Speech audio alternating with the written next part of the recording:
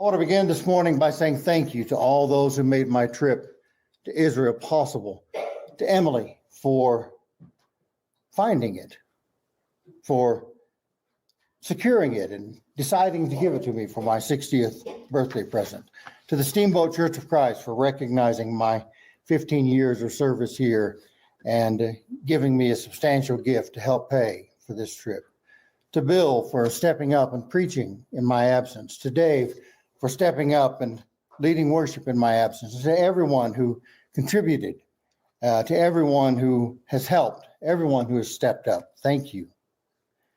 To Eric and Rhonda, my brother and sister-in-law, for arranging my housing and ground transportation in Dallas and to put me up overnight in their home on my way to Israel. And to Lauren and Ellis, my niece and nephew-in-law, who put me up overnight in their home on my way home from Israel.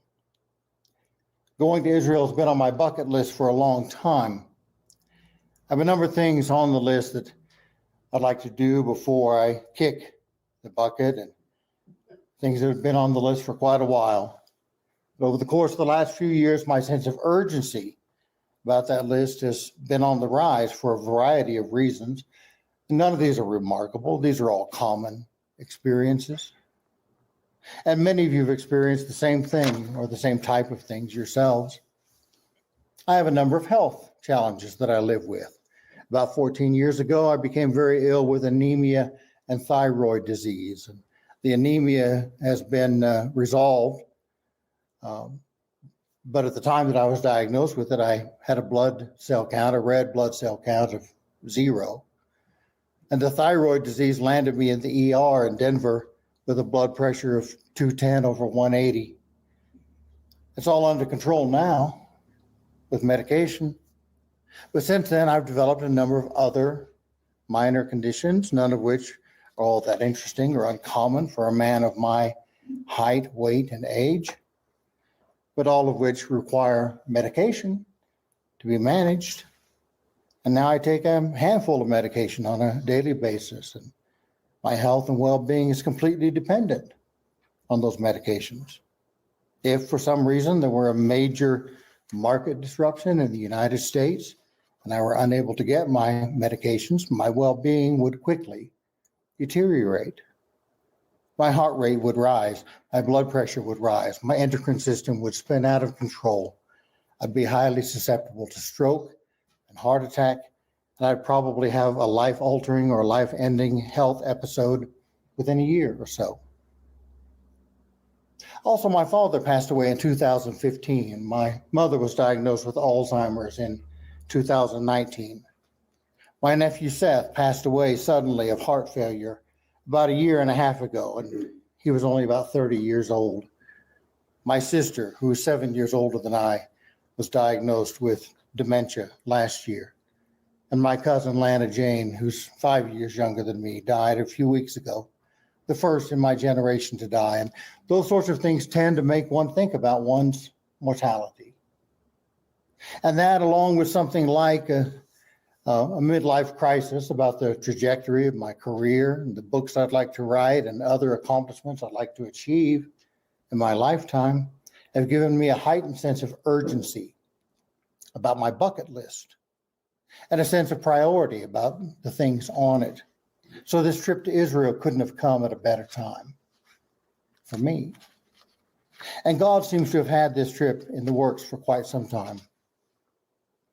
You may recall that about a year and a half ago, I was involved in a rollover auto accident in a car of my mother's that I had retrieved from Omaha, was driving here to sell and put the money in her account. North of Walden on Highway 125, I hit a patch of snow-covered ice. Lost control, went into a spin. The car rolled twice at least, came to rest upside down in the snow a few yards from the highway. And as the car rolled, the driver's side window broke out and snow was forced into the cabin of the SUV. When it came to rest, I was hanging upside down from the seatbelt. The cabin was packed with snow, and I was packed in snow from the chest down, and I couldn't move. But within a very short time, just a minute or two, there was a man standing outside the window trying to pull me out of the car. And he was short, maybe about 5'2", and stout, maybe about 200 pounds, and he had a hint of an Eastern European accent in his voice, maybe Polish or Slovakian. And he was 85 years old. He told me so as he helped me to traverse the hip-deep snow and make it back to the road. Once I made it back to the road, others had arrived, and he bid me peace. Got back in his car, drove away. Now, that part of the story I've told you before, but there's a part of the story that I haven't told you that didn't seem relevant until this week. I'll come back to that in a few minutes. So the march to Zion. I flew from Hayden to Dallas, Southwest Airlines. I was picked up by my brother-in-law, Eric, and taken to their home to stay the night. And it was he and Rhonda, who had lost their son, Seth, less than 2 years ago. That, along with COVID, another traumatic family event, and a hurtful encounter with church leadership had driven them to begin staying home and attending various churches online. And Emily and I have been praying for them, and here just 2 or 3 months ago, they were led to a new church home where they got involved in small groups and other ministry efforts almost immediately. And that night, Friday, 1st of July, I got the opportunity to tell them face to face just how happy I am for them and how proud I am of them, that they found their way back to church as quickly as they did. Because there are others in their circumstance who wouldn't find their way back at all. And there are others for whom it would take years for them to find their way back. They received that as a blessing. And I thought that that would be the last ministry I'd be doing for the next 2 weeks. I was wrong. I was ready to not be the teacher, but to be the student. I was ready not to serve for a while, but to be served. The next morning, Rich and Nancy picked me up at Eric and Rhonda's house, and they took me to church with them at the Legacy Church of Christ. Turns out that one of the elders there and his wife had both known me when I was in high school, and they remembered me fondly, which I was grateful for. The singing and the worship was excellent. The congregation was loving and welcoming, and the preacher gave a really good anti-racism sermon that received an ovation from all present. Rich and Nancy took me out to lunch and then to their house for a nap before taking me to the airport to catch my flight to Israel. Now, to properly understand the next few chapters in this story, you have to know just how averse to heat I am. I've been sensitive to heat since I was about 12, and I've always gone to extraordinary lengths to keep cool. But around 1996, while training for the Chain Gang bike ride, a ride that went from Houston to Abilene, 360 miles the first week of August every summer, I succumbed to heat exhaustion. And ever since then, I've been highly susceptible to heat exhaustion and extremely averse to heat. Keeping cool isn't just a high priority, it's part of the mission statement. Because when I get too warm, I don't just get uncomfortable, I begin to get sick. And too warm for me starts at about 70 degrees Fahrenheit. We keep the thermostat low. I buy Emily lots of sweaters. I arrived at DFW, nice and cool at the ticket counter, but it got progressively warmer the closer we got to the security gate, and inside the terminal, it was 85 degrees. That's okay. It's just a blip. what will be an otherwise amazing trip.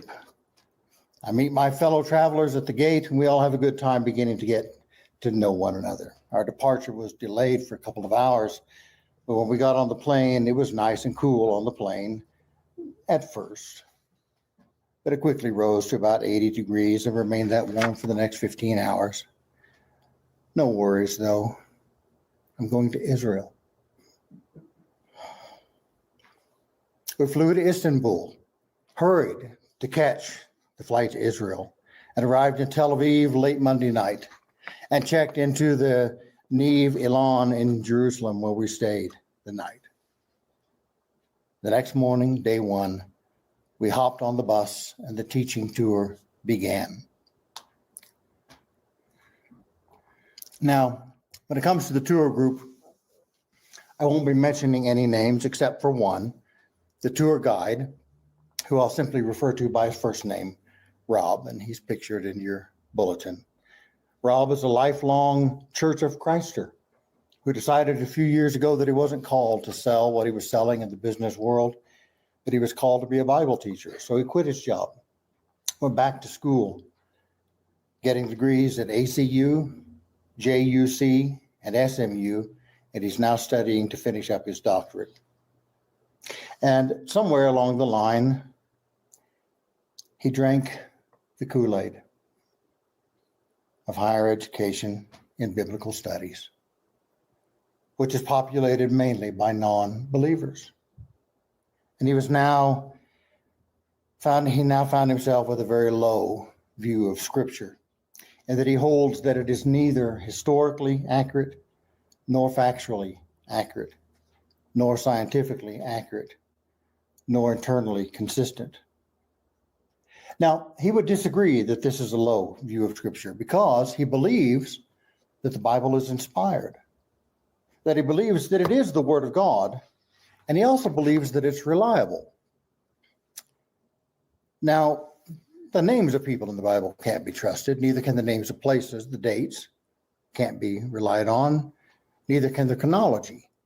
And the stories themselves, many of them, maybe most of them, maybe all of them, are fiction or fictional accounts of historical events.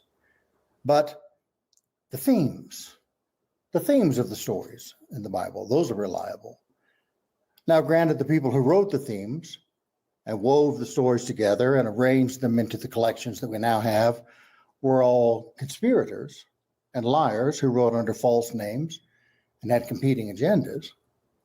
And the people who wrote the laws we find in the Pentateuch, the 613 laws of Moses, were all members of a secret society, a priestly sect, who wanted to control the people, and who 500 to 1,000 years after the fact wrote what Moses would have said or should have said if he had actually existed and wasn't a fictional character.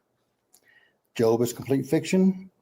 Daniel is stylized fiction, as is the book of Revelation, and portions of Isaiah, Jeremiah, Ezekiel, Joel, and Zechariah, because these are all apocalyptic literature, which is a style of writing in which the author says that the things he reports were shown to him in a vision, which experience was superintended by an angel, which vision probably never actually took place and which angel probably never existed. But in each case, the subject matter, the pith of the message by the fictional angel is true.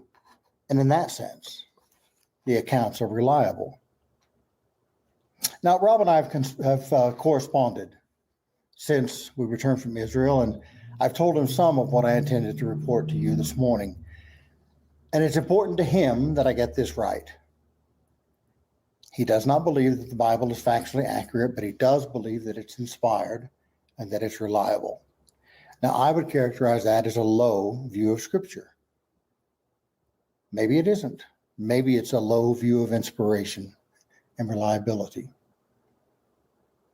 Either way, Rob and I clashed almost immediately, and we were at odds with each other the whole time. We were in Israel. Because every time he said something negative about the Bible, I interjected or attempted to interject to give a contrary point of view. Well, not every time. It would have gotten tedious.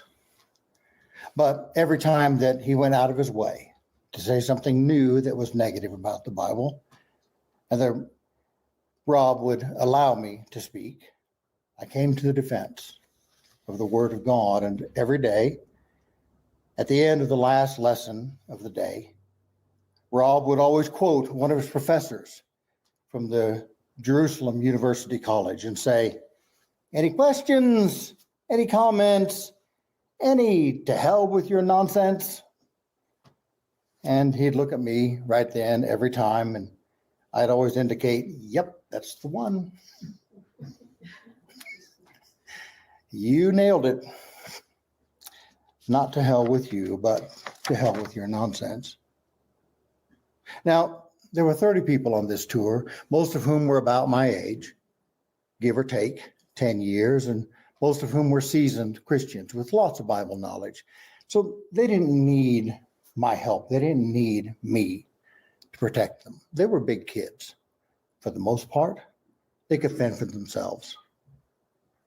Though throughout the 10 days that we were on this tour, there were a number of people who did come to me privately and thanked me for taking a stand and asked me for alternate points of view from the ones that have been presented in the lessons. But the Word of God is worth standing up for, no matter who is in the room. But I wasn't taking this man and his teaching to task for their sake or for my sake.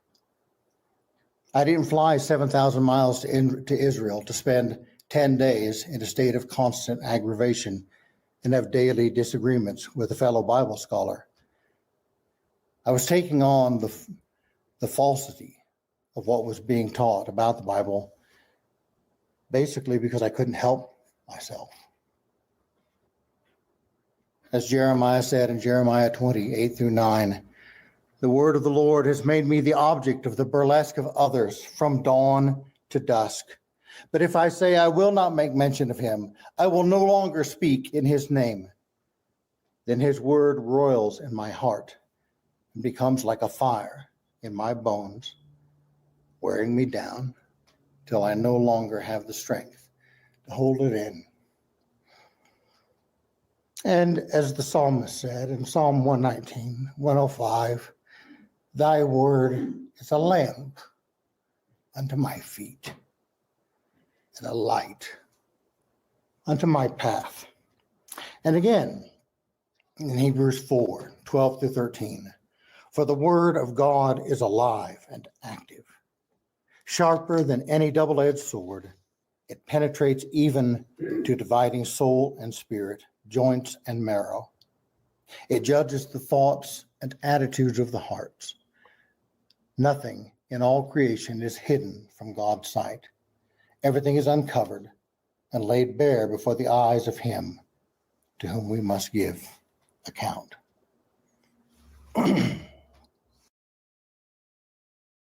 So we set out on day one to Gibeah. We went to the modern ruin of the remains of a palace that King Hussein of Jordan was building on the west bank of the Jordan prior to the 6-day war. And even though it was only 8:30 in the morning, it was already hot. We arrived at the site, and Rob, who is surprisingly athletic and seemingly impervious to the heat, said, "Let's go," and he jumped off the bus. Now, I'm still trying to figure out the Osprey water pack and the backpack and that I need to carry with me. And I was struggling to get all of that together, but I wasn't the last person to get off the bus. Nevertheless, by the time I got off the bus, Rob was nowhere to be seen. He had bolted off at breakneck speed to the site, and he expected all of us to know where he was going, to follow quickly, and to keep up with him. And that set the tone for the whole week. We walked far and fast, every day, all day. It was in the 90s by 10 a.m., in the hundreds by noon. We had to carry those heavy water packs with us everywhere we went and drink constantly. And the packs, they didn't leak, but they sweated, and we sweated, And we were all hot, wet, dusty, and exhausted all day, every day. But I was determined not to falter. That's not my thing. I came to Israel to see all I could, to learn all I could, and experience all I could, and I didn't want to miss anything. So I caught scent of where Rob had gone, and those first off the bus had gone, and the rest of us hurried to catch up. And at the first sight, again, as I said, it was this abandoned palace of King Hussein of Jordan. And the reason he chose that site is because it gave us a great view of the lay of the land. And we could see a huge number of sites where a number of biblical stories take place from that vantage point. And we read the story of the Levite whose wife was murdered at Gibeah from Judges 19, because that story includes a great deal of geography that was evident from the vantage point on which we were standing. Rob gave the worst, most bereft, most hopeless, most empty interpretation of Judges 19 that I've ever heard. I countered with an interpretation that at least made sense of what had happened to that poor woman. From there, we moved on to Gezer, where we hiked 4 miles to see the remains of a 4-room house. And Rob gave a lesson on the usage of the word household in the Bible. And we talked about what it means to be the household of God. Then we read the story of Jephthah. And Rob insisted on the most bereft interpretation of Judges 12 that I've ever heard, insisting that Jephthah sacrificed his daughter in fire and smoke. I countered that there are good reasons to believe otherwise. After all, Jephthah had a way out of his foolishness. He had a way out of his foolish vow. And if he had at any point consulted a priest, he'd have known that it was better to break his vow than to pay the penalty, and pay the penalty for that, than to murder his own daughter in child sacrifice. Not only that, but he would have had a very hard time finding a priest in Shiloh who would have been willing to offer up a human sacrifice. And if his daughter had ever actually thought that she was going to die on the altar, then why in the world did she mourn her virginity and not her life? No. Jephthah obviously dedicated her to holy service in the house of the Lord, just as Hannah had dedicated Samuel to the Lord's service. Rob wasn't interested in that interpretation. We moved on. At the same site, we looked at a Solomonic gate and discussed the likelihood that this was one of 4 cities that had been rebuilt by Solomon. But before we left the site, one of the members of our group got heat sick and became dangerously close to having a heat stroke. But we were able to cool her down. We soldiered on and hiked back to the bus. We had lunch. And then we went to Beth Shemesh, where we descended into a broken cistern, a huge underground cistern that was once filled with water, but had developed leaks and was now just continually damp and empty. It was hard climbing down into the cistern, but it was cool and shady, and I was happy to be down there in the dark. And there we discussed Jeremiah 2:13. My people have committed 2 evils. They have forsaken me, the fountain of living waters, and they have hewn out for themselves cisterns, broken cisterns that cannot hold water. And as an example of an empty cistern that cannot hold water, Rob talked about Samson and how it was that every time the Spirit of the Lord came upon him, he became a force of destruction, and he broke his Nazirite vow because Samson was a broken cistern and he could not contain the living water of the Lord.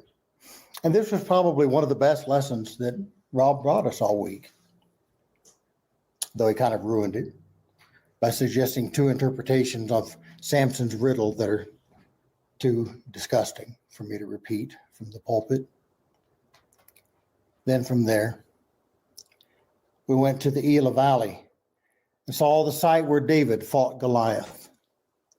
And Rob showed us where the troops were probably standing and where the confrontation probably took place.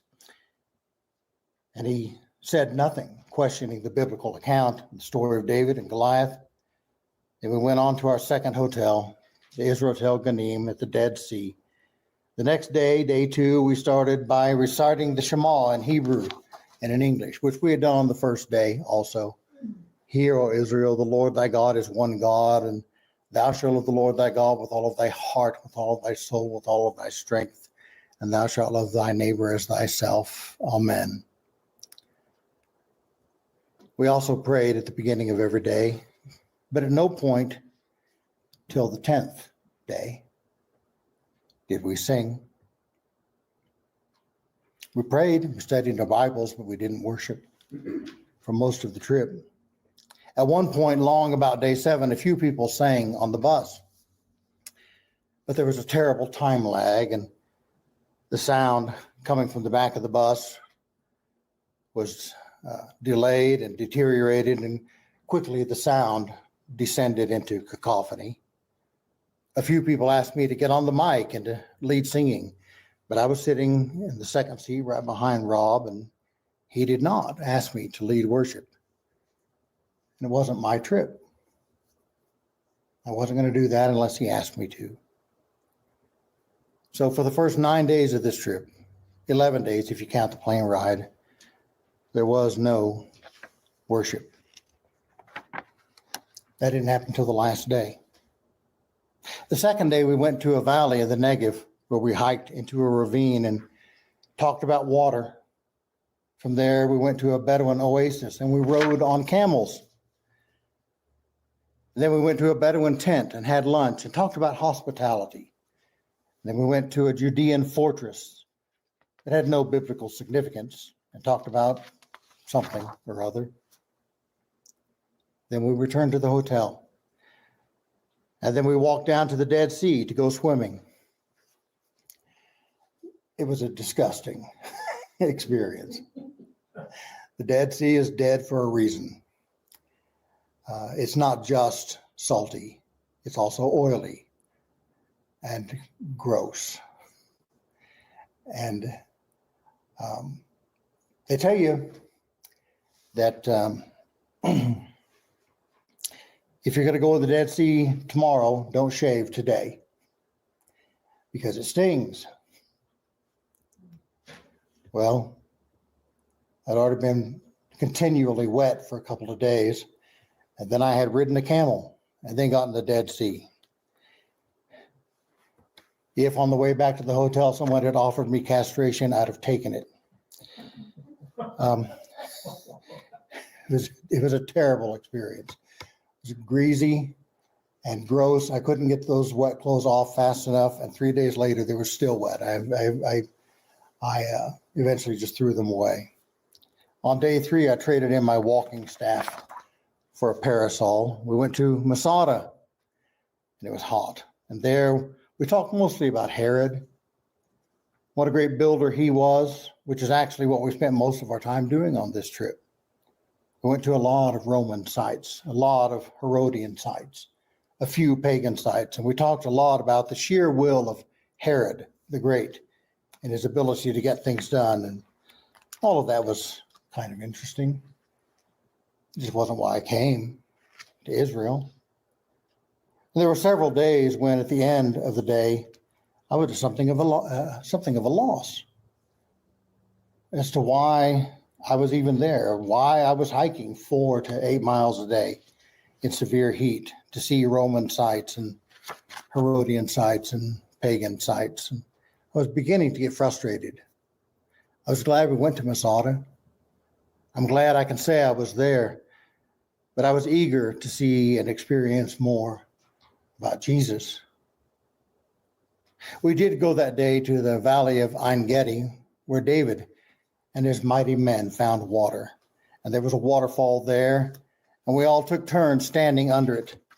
And it was cool and refreshing.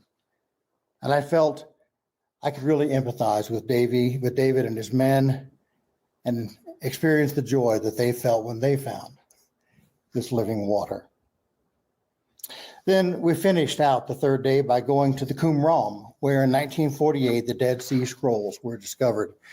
Now, this is one of the most significant discoveries of the 20th century because at the Qumran we discovered texts that have been preserved for almost 2,000 years, which verified not only the canon of both the Old and the New Testaments, but which verified the fidelity of the copies of those ancient texts. Because all the fragments of scripture that were discovered at the Qumran had a remarkable degree of word-for-word correspondence with the oldest copies we had previously had of the books that are represented there prior to 1948, some of which were dated up to 1,000 years later. And the testimony that these scrolls gave to the authenticity, accuracy, and fidelity of the books of the Old and the New Testament was one of the most faith-affirming discoveries of the 20th century. But our teacher talked about none of that. Instead, he talked about the differences between the Septuagint and the Masoretic text, the Greek and the Hebrew text of the Old Testament, and how it was that there was a historical debate about which of those texts was the right text to follow. And he commented that the Dead Sea Scrolls did nothing to solve that argument. Then he went on to say that there are thousands of contradictions in the Bible, and that if he had time, he could name 25 off the top of his head, just standing there, right then. Well, this week I emailed him and I told him I'd like to take him up on that challenge. He said that with no effort whatsoever, he could name 25 biblical contradictions off the top of his head because there were thousands to choose from. So I asked him, can I see the list? I said, I know you're busy, but this ought to be easy for you. You said you can name them without any research at all, off the top of your head. He declined. On day 4, we went to the Mount of Beatitudes, where Jesus taught the Sermon on the Mount. I was happy to be there, to at long last stand someplace where I knew that Jesus had been. However, I don't remember what the lesson was about there because I got distracted by an offhand remark that Rob made about the Garden of Eden, stating that the antagonist in the Garden of Eden was not the devil, but the serpent. He stated plainly it wasn't Satan. And he explained that the concept of Satan as the accuser was borrowed from Babylonian mythology and was developed over time in Judaism, which I've heard scholars say 1,000 times. In my life, I later took him aside and said, you know, the identification of the serpent with Satan is not unwarranted. Revelation 22 makes it quite clear that the two are one and the same. Not only that, but the reasons the Hebrew understanding of Satan developed over time is because of progressive revelation. Somebody tempted Eve in the garden, and that somebody wasn't a concept that was developing over time. It was someone who's identified in Revelation 20 as Satan. And Satan isn't a figment of the human imagination. If he were, then what in the world was Jesus even talking about in Luke 22:31 when he said to Peter, Simon, Simon, Satan has asked to sift all of you like wheat. But he stuck to his guns. From there, we went to Capernaum, where Jesus taught in the synagogue, and we saw the site of a church dating at least as far back as the 3rd century, which was built on the site where Peter's mother-in-law's house was. And there, a modern church has been built on pillars over the site. We went from there to Magdala, where we talked about how it was that Mary Magdalene was not a prostitute, but was instead a community leader and was probably a supporting matron of the synagogue in Magdala.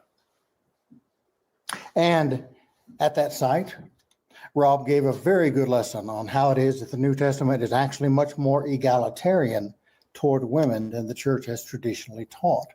And I agree. Now, that was not news to me, but it was news to many of the people there, and I'm glad that they got to hear that lesson.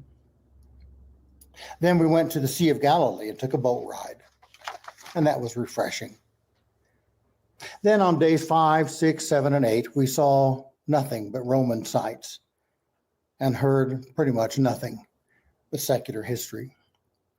And it was hot, and we walked far to see those sights. On day 6, we did go to the Jordan River, but it was no place in particular in the river that we went. It wasn't where John was baptizing. It wasn't where the Israelites had crossed over. Rob taught some sort of lesson about the water representing chaos and how sometimes you have to step into the chaos to regroup and get back on solid ground. Something like that. I don't know. It was confusing to me. And then kind of unceremoniously, he invited us all to step into the Jordan, which was the name of the tour. Stepping into the Jordan. Some people got really excited about that. A couple of people decided to reaffirm their baptisms in the Jordan. I stepped into the water for a couple of minutes, but the whole exercise seemed kind of pointless to me.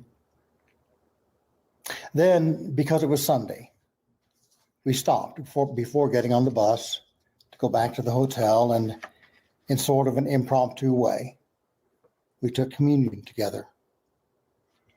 But again, there was no singing. There was no worship. On day 7, we did spend a little time in Nazareth atop the hill where the crowd had attempted to throw Jesus off of the cliff.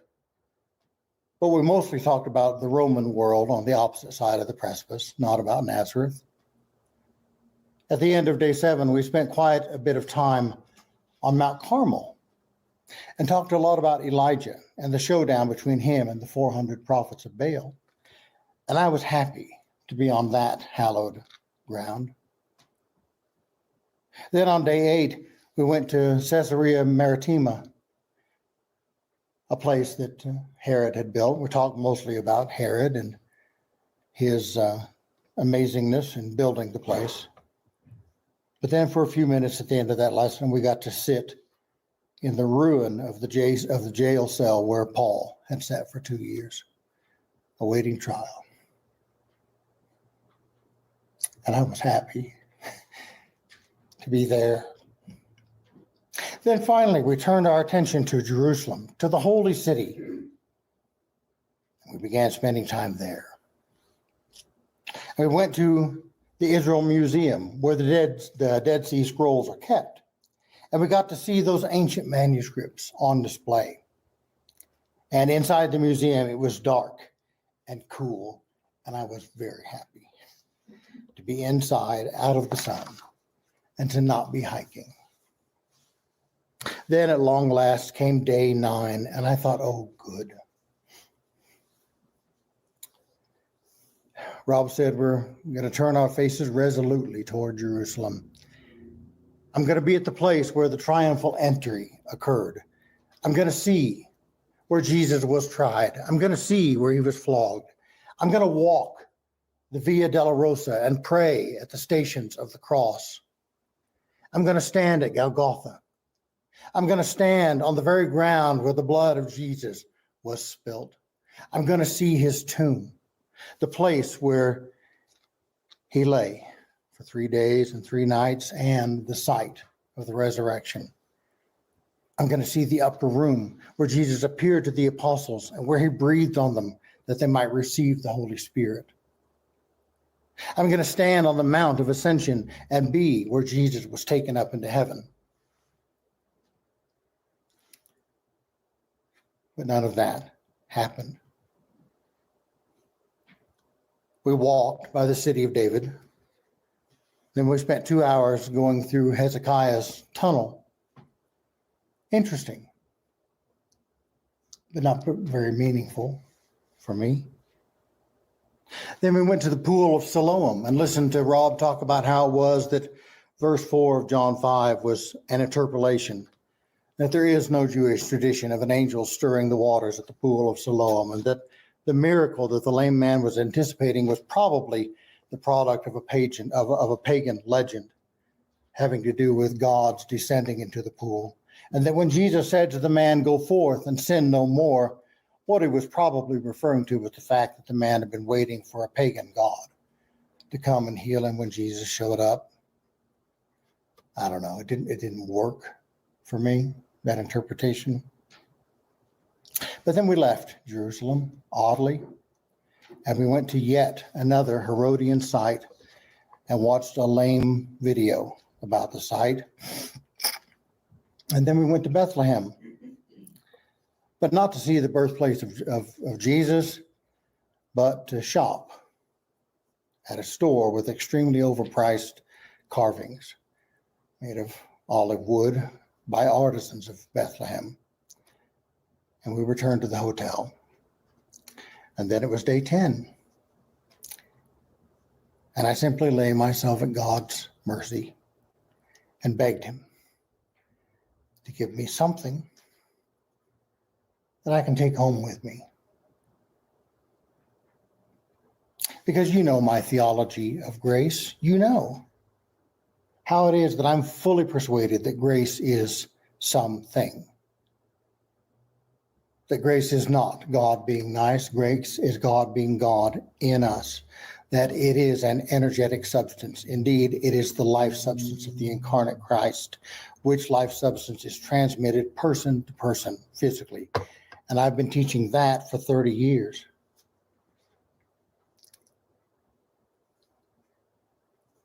Day 10, we went to the Dome of the Rock. Supposed to be the place where Abraham sacrificed Isaac, or began to sacrifice Isaac. But it's where the Muslims have built their shrine to their prophet. And we stood on the grounds of the Dome of the Rock on that 40-acre plateau and listened to the other tour guide, the Israeli tour guide, talk to us about Islam for an hour. And then we lingered for another half hour so we could take pictures.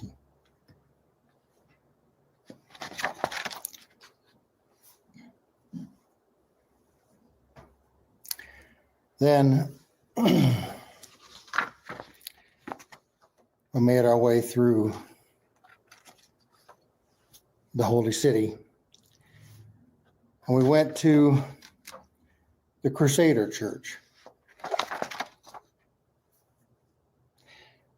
On the way to the Crusader Church, there was this long passage that we went through. And the tour guide, the Israeli tour guide had said, you know, there's lots of shops along this corridor. I don't want you to be distracted. You know, this is a long walk we're going on here. You know, let's all try to stick together and make it quickly to the other end. And so we were walking apace. And as we were walking along, I realized, wait, this is the Via Dolorosa. These are the stations of the cross. We're blowing by at breakneck speed. And I was thinking, when I get home, someone will ask me, did you go to the stations of the cross? And I can say, yes, I walked by them as fast as my little legs could carry me.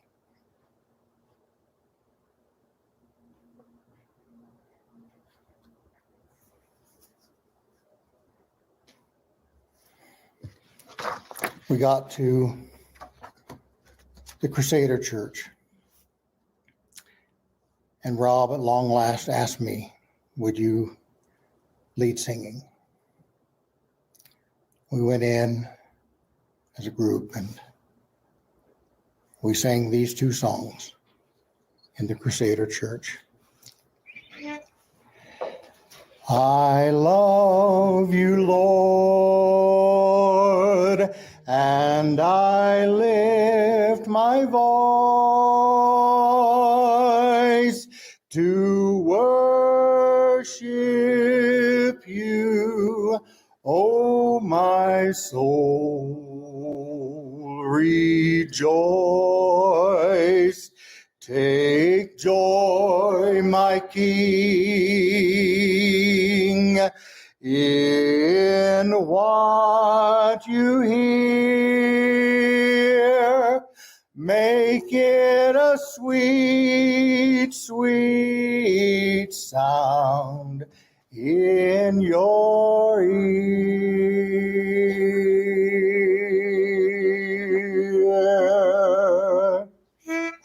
Holy, holy, holy, Lord God Almighty,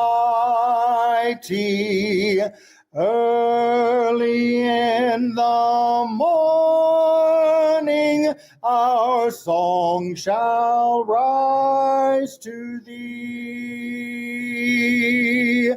Holy, holy, holy, merciful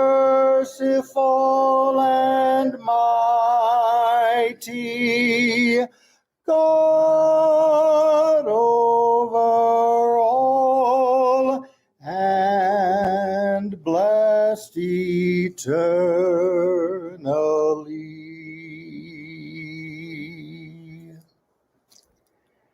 Our next stop was the Wailing Wall. And it was a remarkable thing to see so many people praying and to pray with them and to be there and to write my prayer request down and place it in the wall.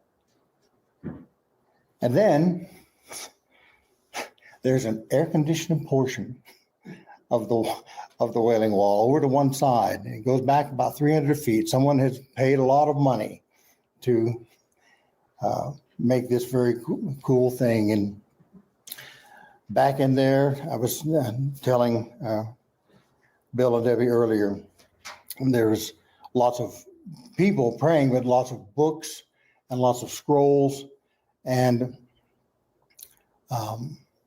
lots of rabbis with their students with them. And they're teaching and praying. And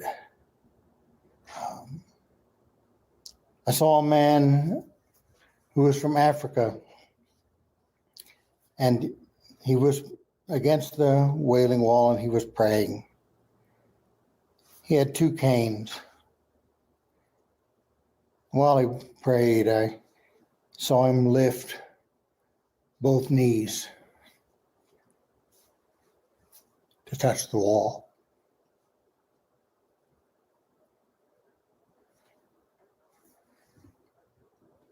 He was obviously praying for healing. I don't know if he got it or not, but I know that I prayed for him.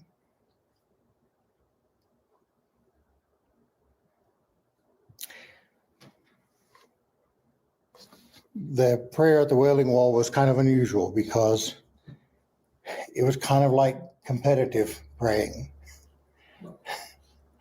There was a certain way that people prayed, and kind of whoever did it more vigorously than the next, was kind of looked upon in a favorable way. And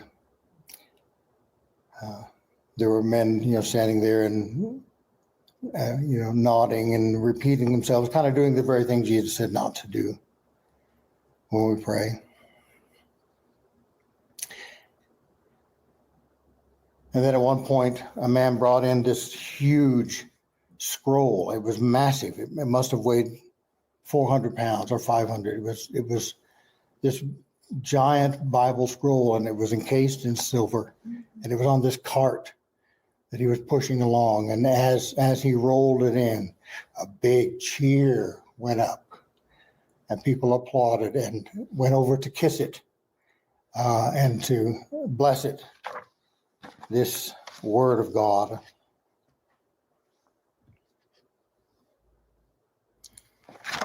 Then we went to the Church of the Holy Sepulchre, where the tomb of Jesus is. And it was really crowded there. There were lots of people there, and it was cool inside.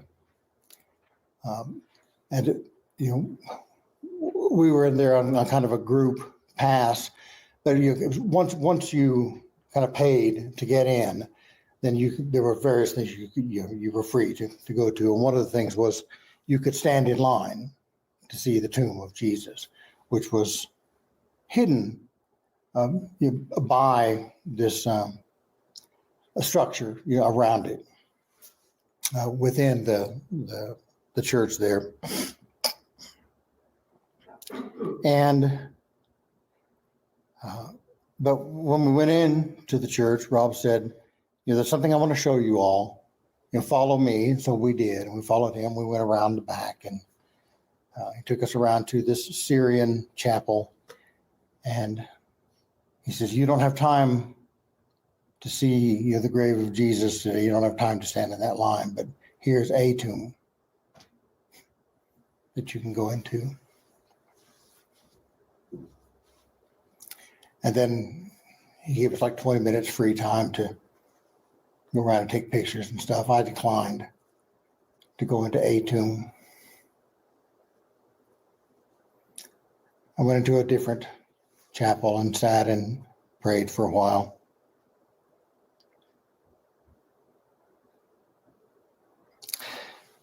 From there, we went to lunch, and that we just walked through this market area, and it was a good mile and a half through this long street to where lunch was prepared for us. When we got there, I turned to one of my fellow travelers and I said, have you ever seen the tomb of Jesus? And he said, no. I said, me neither. I came within 60 feet of it once. But because I had spent an hour and a half at the Muslim site, I didn't have time to go in.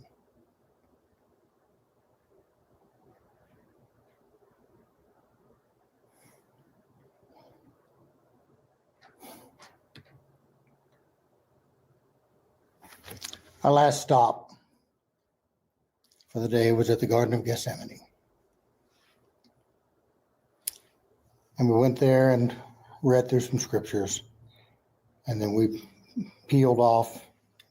We could go to any individual places we wanted to go to in the garden to pray.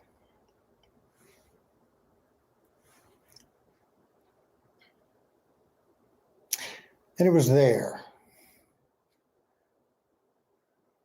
It was there that I got my peace. It was there that I felt the grace of Jesus. And it was as though, as I prayed, he was saying to me, yeah, I know what it's like to feel like you're not in control.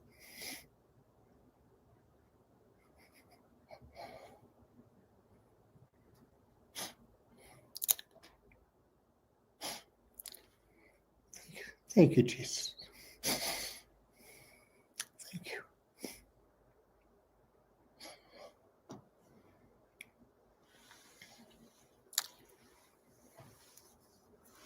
After that, we gathered together again. We sang a few hymns that they asked me to lead. We had communion together in the Garden of Gethsemane. And that communion, flanked with worship in the garden, that was powerful. That was something. At the end of Friday night, we had a debriefing session. Rob wanted to hear back from us what we most liked and most disliked about our time together. I hadn't planned on saying much of anything. I had already expressed myself to Rob a number of times, but about halfway through the debriefing, came to a young lady in our group who talked to us about the fact that she had had identity issues and had struggled with her sexual identity, and this had made her feel unwelcome in the church. And but she was grateful that on this trip that everyone had been so loving and so accepting of her, and I was grateful for that. I was rejoicing with her that she was having this positive experience with other Christians. But then she said something that just caused my heart to drop through my chair. She turned to Rob and said, "And I'm so grateful to have it from you, from someone with your knowledge and intelligence and authority, to know that parts of the Bible are false."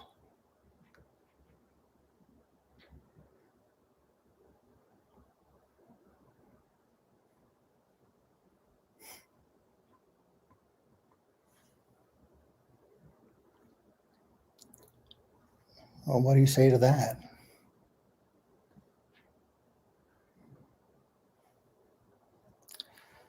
Well, when it came my turn, I expressed myself as clearly and as kindly as I could. It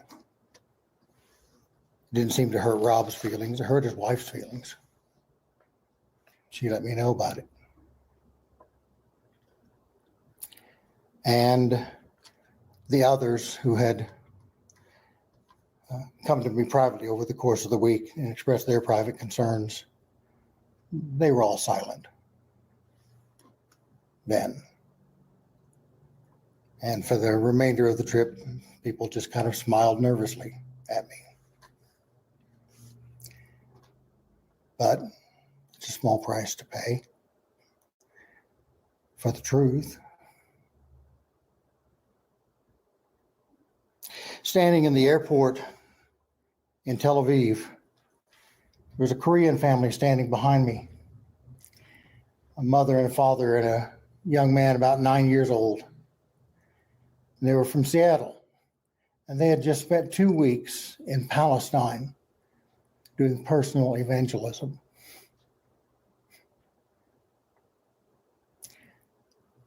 We exchanged emails, and we've begun corresponding.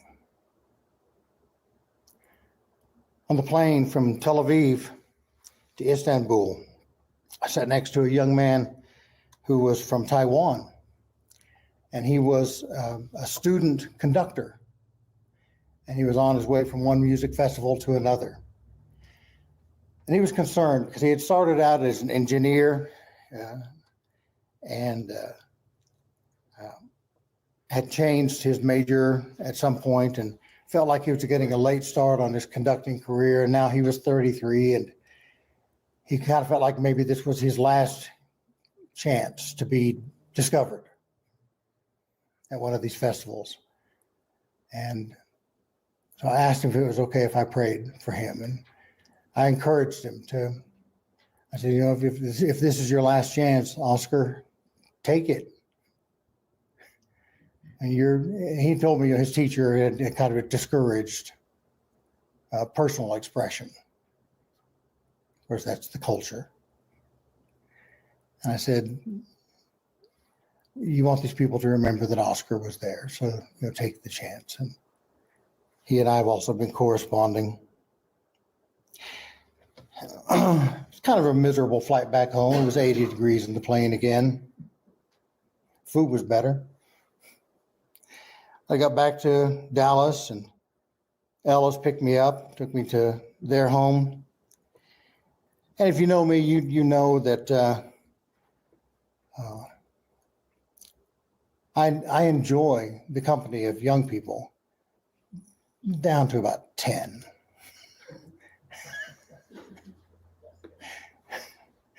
Below that, it's very hard for me.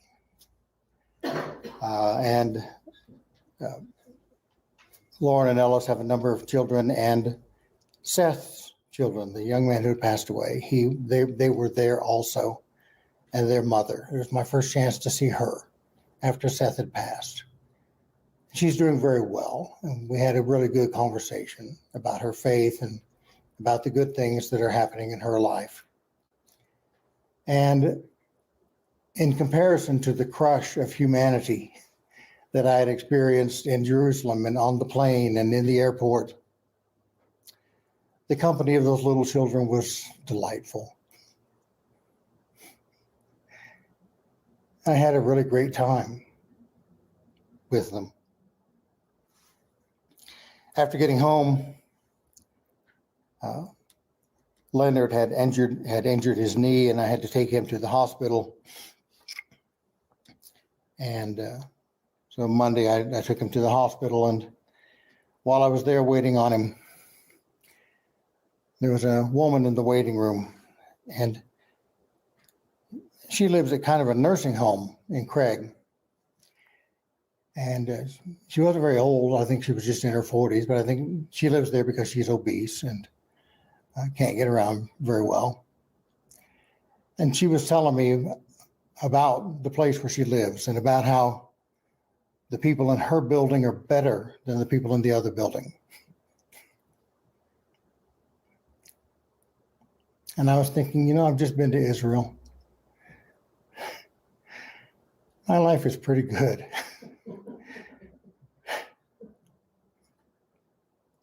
And then on Wednesday,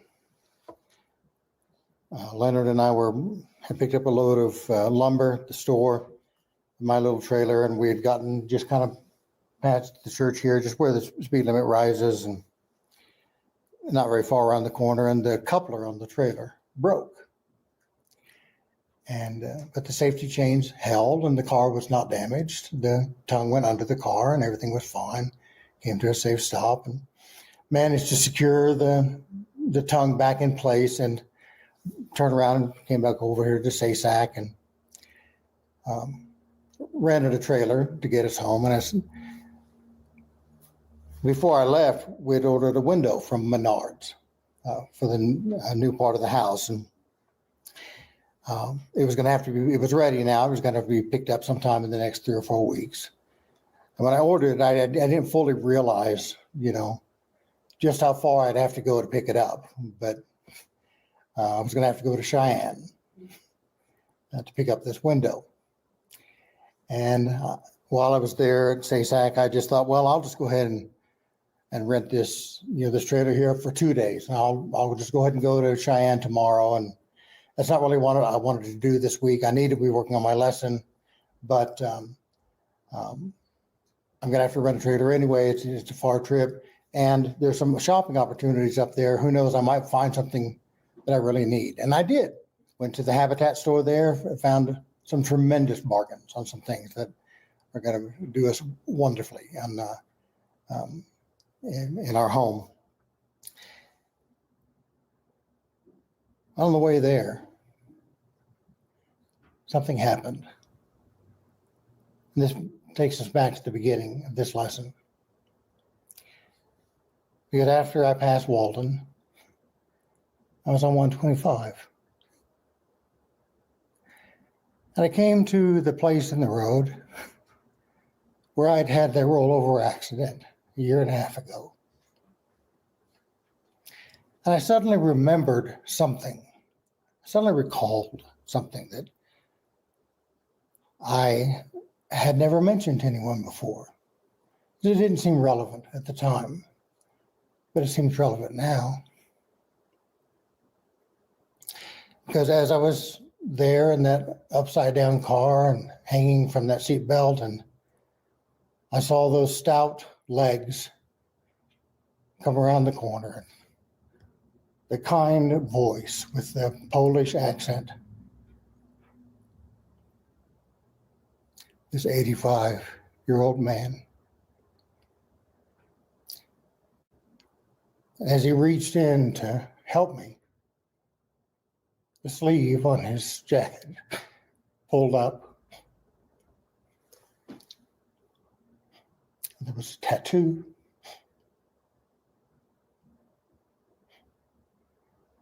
He was a survivor.